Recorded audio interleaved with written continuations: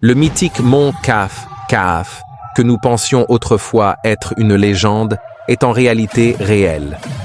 Vous serez choqués en entendant le hadith du prophète, que la paix et le salut d'Allah soient sur lui. Lorsque Dhul Qarnayn atteignit le mont Kahf, il fut stupéfait de voir qu'il était fait de pures pierres précieuses vertes. Cependant, on dit que des géants, des djinns et des êtres inconnus habitent derrière cette montagne mystérieuse. Certains érudits prétendent même que Ya'juj et Ma'juj y sont emprisonnés et apparaîtront dans le monde à la fin des temps. Est-il possible que les apparitions d'ovnis et d'extraterrestres en croissance rapide, même celles partagées par l'US Air Force, soient en fait liées à des êtres du mont Kahf? Certains disent qu'il y a un portail sur cette montagne et que les êtres que nous pensons être des extraterrestres se sont beaucoup rapprochés. Ibn Arabi dit qu'à la fin des temps, l'humanité entrera en contact avec les djinns et d'autres êtres spirituels, les extraterrestres. Cette communication aurait-elle déjà commencé?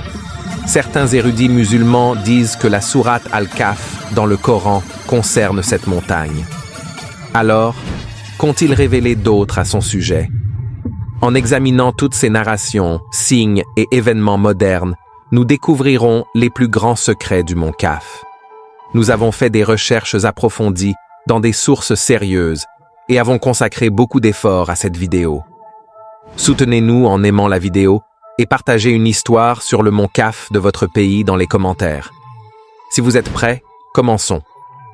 Une vallée connue pour ses fantômes, ses esprits, ses géants et ses créatures étranges. Une montagne qui reste toujours dans l'obscurité. Un lieu où ni la lune ni le soleil ne brillent jamais. Une région mystérieuse que personne n'a jamais atteinte. Mais est-ce la terre des djinns ou une porte vers un autre monde? Lorsque le nom du mont Kahf est mentionné, des histoires arabes oubliées nous viennent à l'esprit. Ces contes incluent des châteaux effrayants et magiques, envahis par les djinns et les esprits. Selon certaines sources islamiques, le mont Kahf est la demeure des djinns et d'autres êtres similaires y vivent également. Dans les temps anciens, des groupes de djinns ont même bâti leur propre royaume en ce lieu. Certaines sources islamiques disent aussi que Ya'juj et Ma'juj y sont piégés et apparaîtront dans le monde à la fin des temps. Il y a des débats sur la question de savoir si les étranges vidéos d'extraterrestres que nous voyons souvent sur les réseaux sociaux sont liées à leur arrivée. Beaucoup croient que nous vivons à la fin des temps et que Ya'juj et Ma'juj apparaîtront bientôt. Il semble clair que nous assisterons à des événements spirituels très inhabituels au cours de ce siècle. Le fait que ces êtres étranges, maintenant communément appelés extraterrestres, établissent plus de contact avec notre monde et apparaissent même dans les reportages, n'est pas un simple événement aléatoire. Chaque jour, de nombreuses nouvelles vidéos sont partagées sur les réseaux sociaux. L'US Air Force et les agences militaires et de renseignement occidentales sont à l'origine de ces affirmations.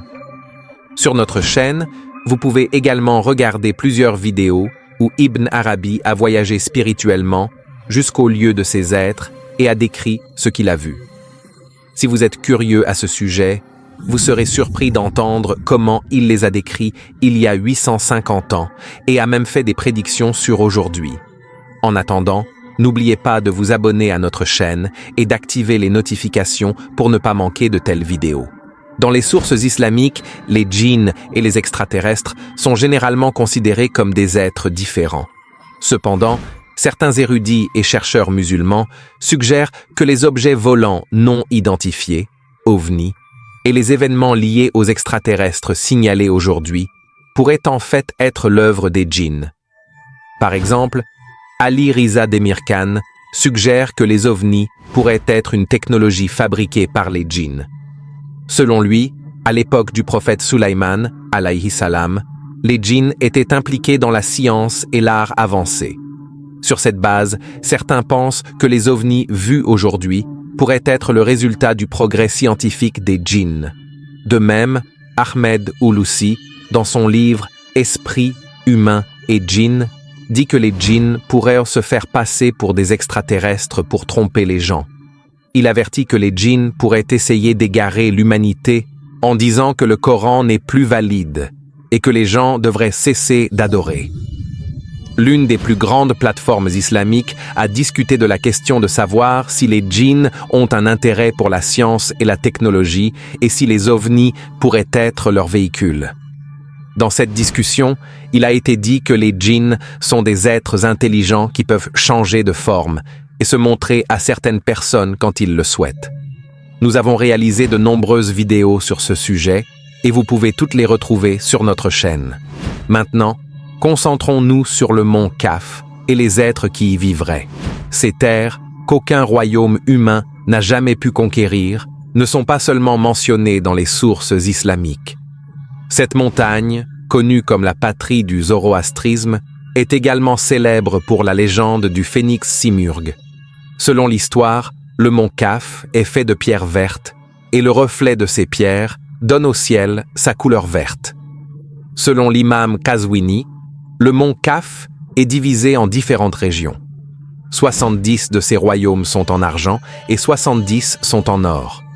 Dans les sources arabes, on dit que le mont Kaf est la plus haute chaîne de montagnes du monde et qu'Allah l'a créée pour soutenir la terre. On croit que toutes les montagnes de la terre sont reliées au mont Kaf sous terre.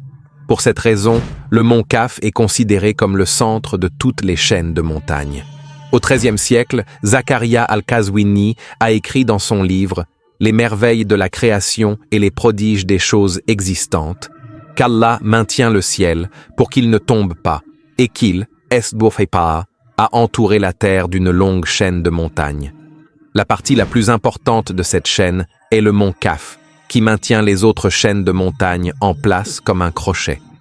De même, le célèbre soufi Rumi a également mentionné le mont Kaf dans ses œuvres.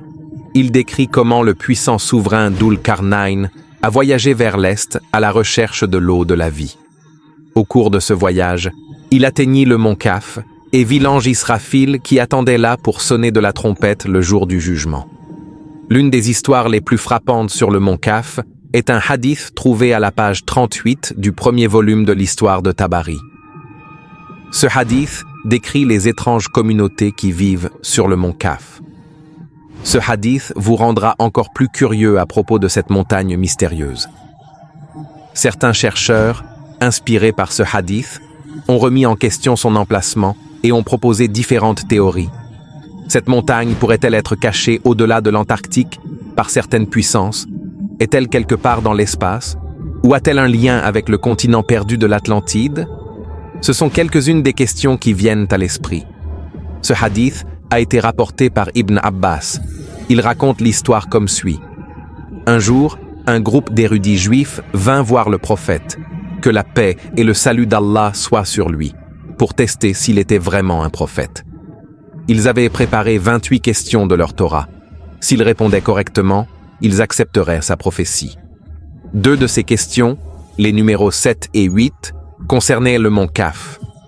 Dans l'histoire de Tabari, la question est enregistrée comme suit. Où se trouve le mont Kaf? Quel genre de montagne est-ce? Pourquoi a-t-il été créé? Le prophète, que la paix et le salut d'Allah soient sur lui, répondit. La montagne appelée mont Kaf entoure complètement ce monde.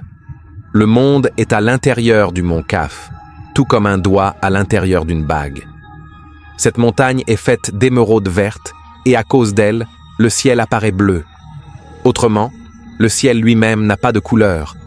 Aucun humain ne peut atteindre cette montagne. Il faut 4 mois de voyage dans l'obscurité pour y arriver. Ni le soleil, ni la lune n'y brillent. Le mont Kaf est comme la frontière de la terre. S'il n'existait pas, la terre ne serait pas stable et tremblerait constamment à cause des tremblements de terre. La 8e question portait sur les êtres qui vivent sur le mont Kaf. Le prophète parla des cités de Kablika et Kablissa et donna la réponse suivante. L'une est à l'est et l'autre à l'ouest. La cité à l'est s'appelle Kablika et celle à l'ouest s'appelle Kablisa. Toutes deux sont faites d'émeraudes vertes. Elles ont atteint le mont Kaf. Chaque cité mesure 1000 farsakhs de large et de long, environ 5500 km. En écoutant la réponse du prophète, les érudits juifs la comparèrent à leur propre livre. À ce moment, Hazrat Ali était également présent. La conversation suivante eut lieu entre Hazrat Ali et le prophète, que la paix et le salut d'Allah soit sur lui. Hazrat Ali demanda, « Ces cités sont-elles dans notre monde ou sont-elles à l'extérieur ?» Le prophète répondit, « Ces cités sont dans l'obscurité et elles sont connectées au mont Kaf. » Hazrat Ali continua, « Combien de personnes vivent dans chaque cité ?» Le prophète, sallallahu alayhi wa sallam, répondit, « Chaque cité a une forteresse avec 1000 portes. Chaque nuit, 1000 soldats gardent chaque porte. Ces soldats se relaient, et leur tour ne revient qu'après une année complète. » Hazrat Ali demanda alors, « Ô messager d'Allah, pourquoi gardent-ils ces forteresses ?» Le prophète répondit, « Ils gardent parce qu'il y a beaucoup de gens sur ces terres. Il y a un vieux conflit entre eux et les gens de Kablika. C'est pourquoi ils montent la garde. Ces gens forment une grande communauté. Ils ne savent pas que des humains vivent sur terre. En fait, ils ne connaissent même pas Satan. » Hazrat Ali demanda à nouveau, « Le soleil, la lune et les étoiles ne brillent-ils pas sur eux ?» Le prophète répondit, « Ils ne savent pas qu'Allah a créé le soleil et la lune. Leur lumière vient du mont Kaf. Leurs pierres et leurs murs brillent comme une source de lumière. » Le prophète continua d'expliquer les gens qui vivent sur ces terres. Les gens là-bas ne mangent ni ne boivent rien. Leurs corps n'ont pas besoin de vêtements. Ils ne sont pas des anges, mais ils adorent comme des anges. Tous sont des hommes. Il n'y a pas de femmes parmi eux. Hazrat Ali demanda alors, quelle est leur religion? Sont-ils du peuple du paradis ou de l'enfer? Le prophète répondit, ce sont des gens du paradis et ils suivent le chemin de l'islam. La nuit du mirage, Jibril, alayhim salam, m'a emmené vers eux. Je leur ai présenté l'islam et ils ont cru en Allah et en moi. J'ai enseigné à l'un d'eux les conditions de l'islam et il est resté parmi eux comme mon représentant et chef. Puis Jibril, alayhim salam, m'a emmené vers les peuples de Yajouj et Majouj. Je les ai également invités à l'islam, mais ils ont tous refusé. Ils sont tous mécréants. Le lieu où ils vivent est très éloigné et personne ne peut les atteindre. Il faut 4 mois de voyage dans l'obscurité pour y arriver. Cependant, à l'époque du prophète Houd, alayhim salam, 3 hommes de la tribu des Had crurent en lui et réussirent à s'échapper vers cette cité. Ils s'y installèrent et vécurent parmi ses habitants. Lorsque les érudits juifs entendirent les paroles du prophète et virent que tout correspondait à leurs écritures, ils furent très surpris. Selon l'histoire de Tabari, tous ceux qui avaient posé les questions acceptèrent l'islam. Alors, où se trouve exactement le mont Kaf sur terre? Malgré toutes les discussions, la question de savoir si le mont Kaf existe réellement dans ce monde reste un sujet de débat. C'est parce que lorsque Hazrat Ali demanda « Cet endroit est-il dans notre monde ou ailleurs ?» Le prophète, sallallahu alayhi wa sallam, répondit « C'est un endroit où le soleil et la lune n'existent pas et il faut 4 mois de voyage dans l'obscurité pour l'atteindre. » La raison pour laquelle le mont Kaf est encore discuté aujourd'hui est à cause de ce hadith rapporté dans l'histoire de Tabari. De nombreuses opinions différentes existent sur l'emplacement de cette montagne.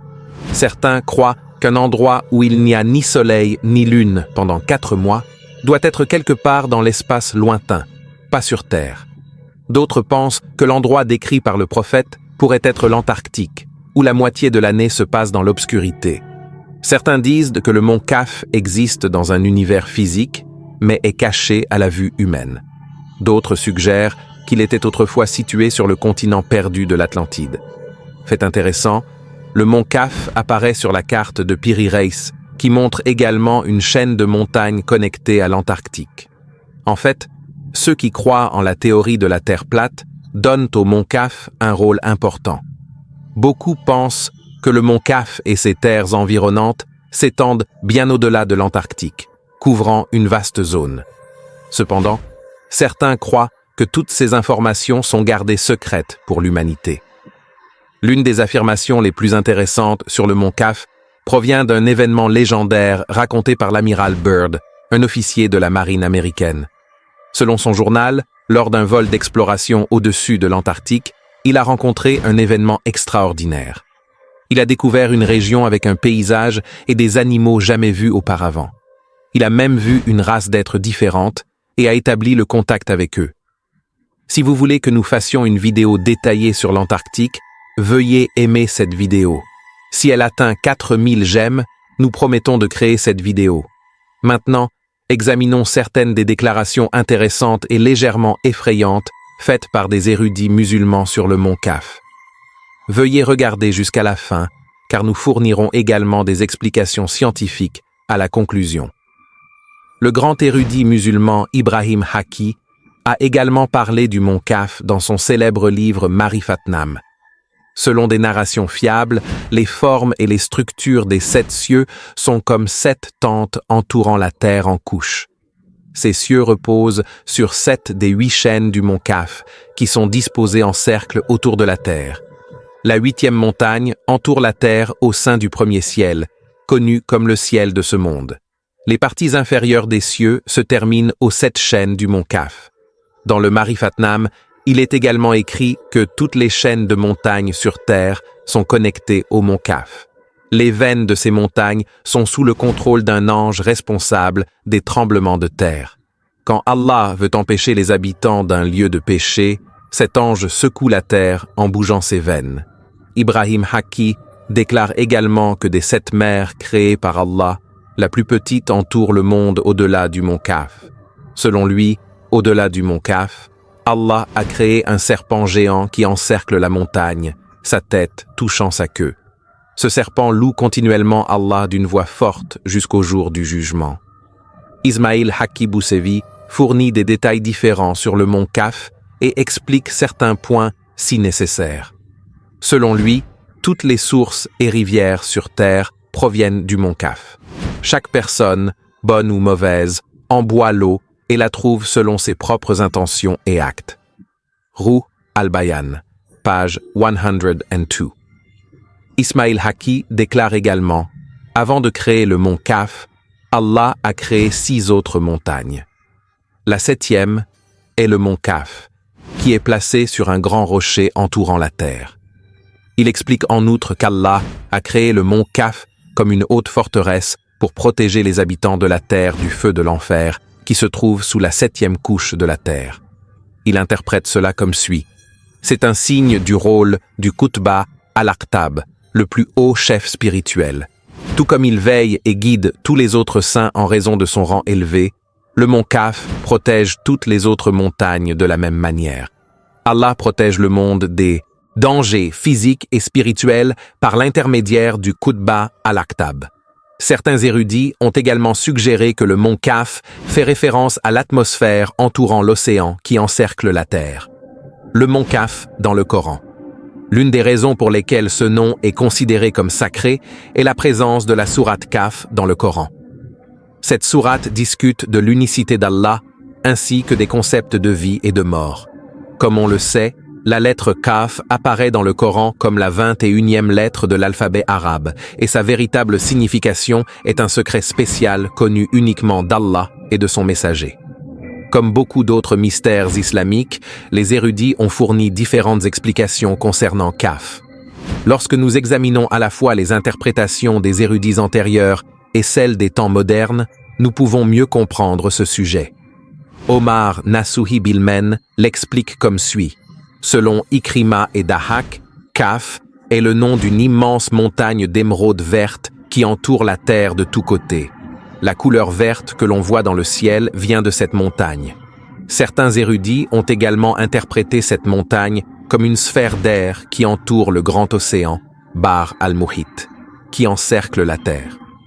Selon des narrations d'Ibn Jarir et d'Ibn Munzir, Ibn Abbas, radi Allahu anhu, a dit « Allah a créé une mer qui entoure la terre et au-delà, il a créé une montagne qui encercle tout. Cette montagne s'appelle Kaf. Le ciel de ce monde est soutenu par elle. » Badiouzaman Saïd Noursi donne également des informations importantes sur le mont Kaf dans son livre Muhakammat. Il dit que c'est un endroit entre le monde de l'imagination, Alam al-Mithal, le monde des âmes, Alam al-Arwa, et le monde matériel. Il a des similitudes avec les deux. Un côté fait face au monde matériel, tandis que l'autre fait face au royaume spirituel. Tout comme votre reflet dans un miroir ressemble à votre corps par sa forme, mais est aussi subtil que votre âme par son essence. Ce royaume existe avec la même certitude que le monde des âmes et le monde physique. C'est un endroit où des choses extraordinaires et mystérieuses apparaissent. Tout comme une personne a la capacité d'imaginer, l'univers lui-même a un monde de l'imagination, Alam al-Mithal, qui sert un but et est réel. La mémoire fournit la connaissance de la table gardée, Law al-Mahfouz, et l'imagination fournit un aperçu de l'Alam al-Mithal. Il poursuit, tout comme un corps humain a des éléments de l'univers comme les os ressemblant à des pierres, les cheveux ressemblant à des plantes, et le sang qui coule dans le corps étant comme les rivières et les eaux minérales de la terre, l'âme humaine vient aussi du monde des esprits, Alam al-Arwa.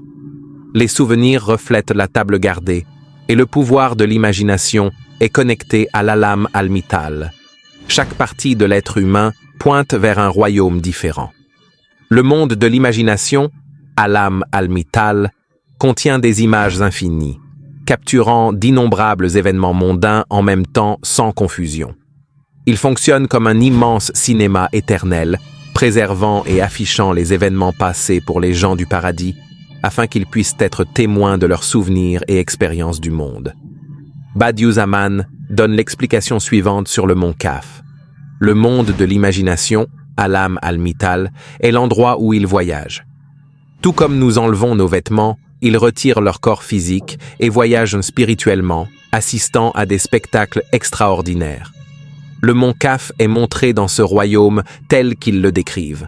Par exemple, tout comme le ciel et les étoiles peuvent se refléter dans un petit miroir, des choses qui semblent petites dans ce monde peuvent prendre une forme physique et devenir aussi grandes qu'un arbre dans l'Alam al-Mithal. J'accepte l'existence du mont Kaf, mais je laisse la question de sa nature exacte à Allah. Si un hadith authentique décrit sa forme, je crois que ce que le prophète, Sa'ub al-Lieu, voulait dire par là est vrai et correct. Badiüzzaman déclare également que même si le mont Kaf est dit être à 500 ans de notre monde selon le temps divin, il n'est pas impossible qu'il atteigne le ciel. C'est parce que le mont Kaf pourrait être transparent comme le ciel et invisible à l'œil. De ces mots, nous pouvons comprendre que Badiüzzaman croyait que le mont Kaf pouvait vraiment exister. Selon les érudits soufis, le mont Kaf n'est pas une montagne physique dans ce monde. Au lieu de cela, c'est une chaîne de montagnes spirituelles dans le monde invisible. Les soufis peuvent observer cette montagne par vision spirituelle, kashf. Des mystiques tels que Khwaja Fariduddin Attar ont eu des expériences liées à cela. Dans les enseignements soufis, tariqa, le mont Kaf représente le plus haut niveau de conscience et la destination finale d'un derviche. Lorsqu'une personne atteint ce point, elle atteint le fanafillah, l'anéantissement complet en Allah. Beaucoup croient que le mot Kaf signifie le centre de quelque chose. La physique moderne est le mont Kaf. Les découvertes en physique moderne, en particulier concernant les dimensions, peuvent nous aider à comprendre le mont Kaf. Selon la physique d'aujourd'hui, l'univers se compose de 11 dimensions. Cependant, les humains sont piégés dans le temps et l'espace et ne peuvent expérimenter que 3 ou 4 dimensions.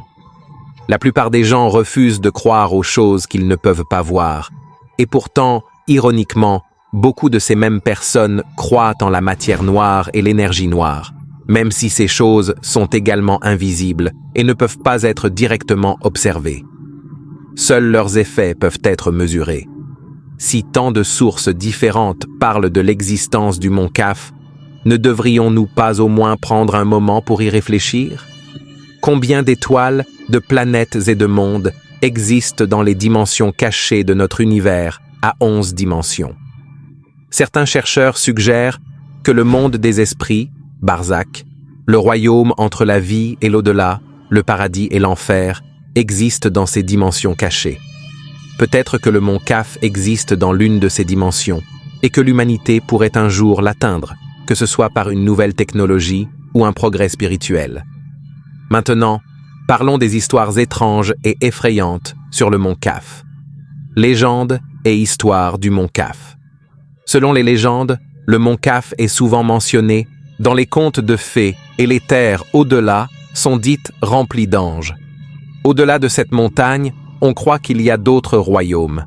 On dit qu'une de ces terres est en or, 70 sont en argent et 7 sont en musc. Chacune serait aussi grande qu'un voyage de 10 000 jours. Certains croient que des anges ou des djinns vivent dans ces régions. De nombreuses histoires décrivent le mont Kaf comme une grande chaîne de montagnes qui entoure le monde, le rendant impossible à atteindre. Selon la légende, il est considéré comme la mère de toutes les montagnes, avec les racines et les branches d'autres montagnes qui y sont connectées. On croit que la Terre est entourée d'une vaste mer sombre appelée Bahr al-Muhit, où aucun navire ne peut passer et où aucune terre n'est visible. Au-delà de cette mer, le mont Kaf se dresse comme une barrière autour du monde. On dit que le mont Kaf est fait d'émeraude verte et que la couleur du ciel vient de son reflet. Certaines sources décrivent également le mont Kaf comme reposant sur un grand rocher créé par Allah pour se tenir seul. On croit que les humains sont incapables de traverser cette montagne, et elle est considérée comme la fin du monde. Elle est également vue comme la frontière entre le monde visible et le monde invisible. Cette légende est apparue dans de nombreuses cultures sous différents noms. Les Arabes l'appellent Anka, les Perses l'appellent Simurg, et les Turcs l'appellent Zumrudu Anka, phénix d'émeraude. Beaucoup croient que cet oiseau légendaire vit sur le mont Kaf. On dit que cet oiseau construit son nid dans un palais, peut penser et parler comme un humain, a une grande connaissance et prévoyance, et agit comme conseiller des rois et des héros. Dans la culture perse, le simurg est décrit comme une créature si grande et puissante qu'elle peut transporter des éléphants et même des chameaux. Bien qu'il ressemble à un paon, son visage ressemblerait à celui d'un chien et ses griffes à celles d'un lion. Dans certains dessins, son visage semble humain. Cet oiseau est connu pour être un ennemi des serpents et vivrait dans des endroits avec beaucoup d'eau. Certains disent que ses plumes brillent comme du cuivre et qu'il ressemble à une créature ressemblant à un chien. Tout ce que nous avons discuté jusqu'à présent provient de légendes séculaires qui sont apparues dans différentes cultures à travers le monde. Ces histoires ont été transmises de génération en génération, changeant avec le temps. Vous ne saviez peut-être pas grand-chose sur le mont Kaf auparavant, mais comme vous pouvez le voir, cette montagne revêt une grande importance pour beaucoup de gens, au-delà d'une simple légende. Allah sait mieux. Veuillez vous abonner à la chaîne, activer les notifications, aimer la vidéo et laisser un commentaire. De cette façon, nous pourrons toucher plus de gens et continuer à faire ces mystérieuses vidéos islamiques avec votre soutien. Qu'Allah vous protège et que votre Ramadan soit béni.